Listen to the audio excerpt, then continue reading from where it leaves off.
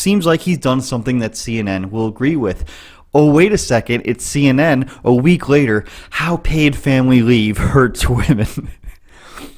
Donald Trump could cure cancer, and CNN would run a story about how cancer centers are losing funding under this fascist administration.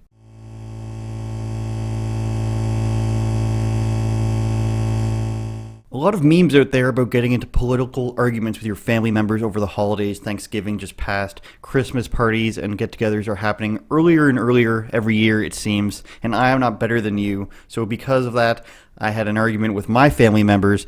And one of the things we got into was about Fox News. What I said was, I made the claim, the statement even, that Fox News is objectively better and more fair than the other major mainstream news networks. Now, I was hit back with, hasn't Fox had to admit to these things? Aren't they entertainment? Haven't they been sued? Well, of course they have. They've all been sued. CNN, NBC, ABC, of course, burying the Epstein story. They've all got things that horribly discredit them, and I'm not saying that mainstream media as a whole is good. CNN doxing the Trump meme kid, for example, sending people to old lady's house in search of these ridiculous things. To which my uncle said to his credit that CNN's not that much better. But I think that, like them, I used to have this idea that Fox was above and beyond the most propagandist of them and the biggest liars of all of them. And this is just hearsay, of course, and it was at the time. And it's all from what other people show you. Isn't Fox terrible? Here's a clip, and it's all from other news sources trying to discredit them. But until you actually watch it and compare it to the other networks and watch them all, I don't think it's possible really to understand how much the wool has been pulled over your eyes. Do people still use that phrase? I'm not sure. I can remember the exact time that it happened to me.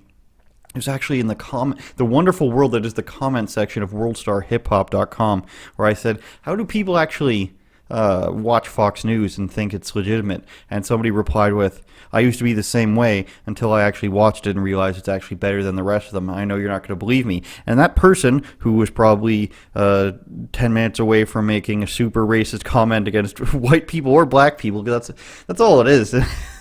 It's a very diverse and equal opportunity to get called racist slurs on World Star Hip Hop. But to be fair, I don't like most of Fox News. I don't like Shepard Smith, even though he's gone anymore. He's gone now. And I don't like their flagship news broadcast, which, by the way, CNN doesn't have. It's just all personalities all the time, whom I happen to disagree with. So I'll say 99% of all the personalities on all the other networks I disagree with and find them to be misleading or at least too partisan. Whereas, let's say, on Fox, it's only 90% of them I disagree with. And add the fact that Fox actually has on people from the other side who will challenge them and who pertain to be, thought leaders on their side. Whereas on CNN would never have anyone notable who disagree with them, besides maybe Kellyanne Conway. For example, you won't see Candace Owens on Don Lemon. That would be too difficult for him.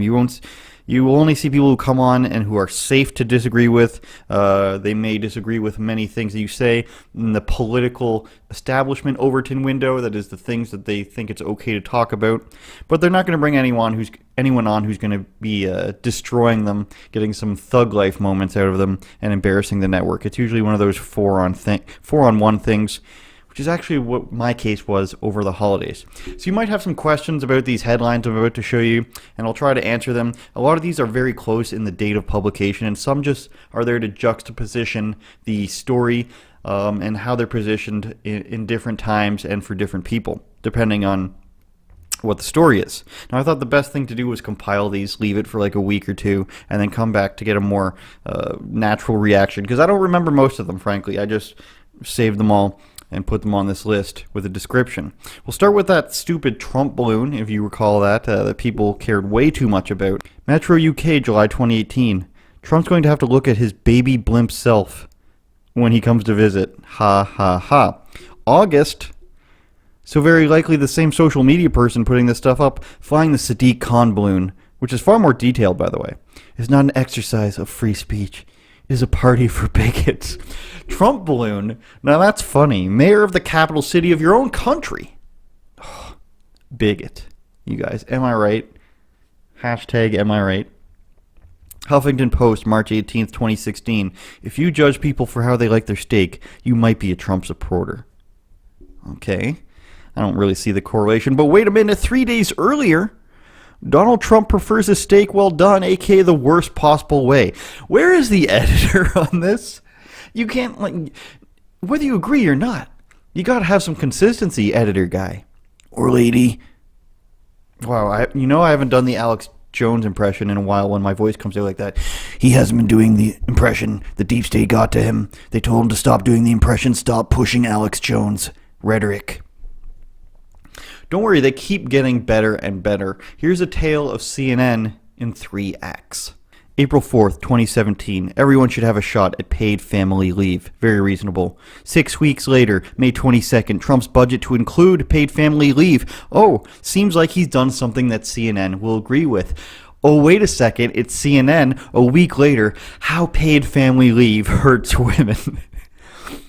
Donald Trump could cure cancer, and CNN would run a story about how cancer centers are losing funding under this fascist administration. Now, that's the original joke that I left in there, but I swear to God, this next part, I didn't prepare in advance. I wrote that down, the cancer joke, which sounds terrible when you say you wrote down a cancer joke.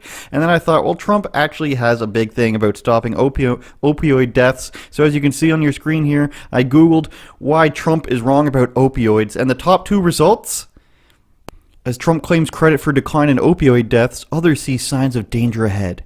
And the other one from Newsweek, Trump admin tackling wrong problems on opioid overdoses, says bioethicist who became dependent on prescriptions. I kid you not that these are real. The first one goes into talking about how Trump is yet to nominate a new leader for the DEA, and the other one blasts him for not being thoughtful enough about people who are chronic pain patients. You wouldn't have to make this kind of trade-off with a more thoughtful policy. It's insanity. Ending a drug overdose epidemic, not being thoughtful enough. Now, you know CNN sources, how they never name them and how they're pretty much never correct. They're never right, so people don't really think that they exist. They're probably just not Mark Zuckerberg, sorry. Tried to throw him under the bus subliminally, I guess there. Jeff Zucker, the president. Probably he's just the source saying, just run the story. June 6th, 2017. Sources tell CNN Comey to testify he never told Trump he was not under an FBI investigation. That's a lot of negatives in there. The very next day, Comey told Trump he was not under investigation directly. Just go with whatever is most damaging to Trump, and no one will really care. They'll forget about it. That was another thing I actually argued about with my family. My cousin said, didn't Fox have to admit that they're propaganda and admit that they were wrong about this and say that this wasn't actually true? You mean they corrected you mean they corrected something that they got wrong? This is your complaint, that Fox News corrected something, and a factual error. Has CNN ever corrected anything? Have they ever admitted to anything? Have any of the mainstream media companies, other than Fox, ever actually done anything other than send out a 3 a.m. tweet correcting a story that gets no play? Whereas, you see these comparisons where the original fake news story gets 300,000 retweets and the correction gets 10,000 because they don't care. Because they don't push that at all. They don't want to tell people that they're wrong, which is fine, I guess. The Steele dossier, their doxing, the whole Russia investigation, no apologies from that. I'm actually starting to think this is going to need a part 2. This is because I'm a third through them. This is getting long. You might be saying, though, Andrew, you're really good looking to begin with. How is it that you are?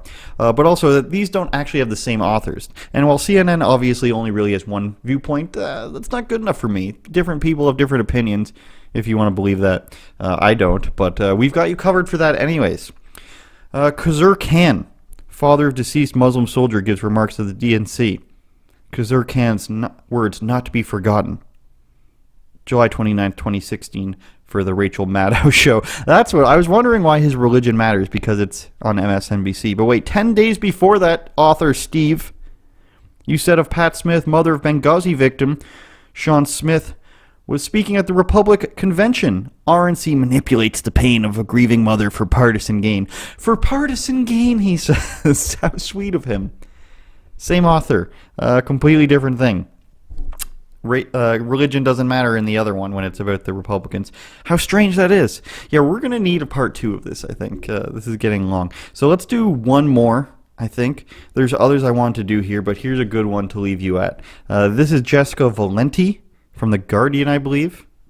A very nice girl. Let's not jump to any conclusions here. She might surprise us. Surely she won't let us down. The end of hisses, whistles, and stares. We need to walk the streets without fear. 2/3 of women have been sexually harassed for just being in public. Now something has to be done.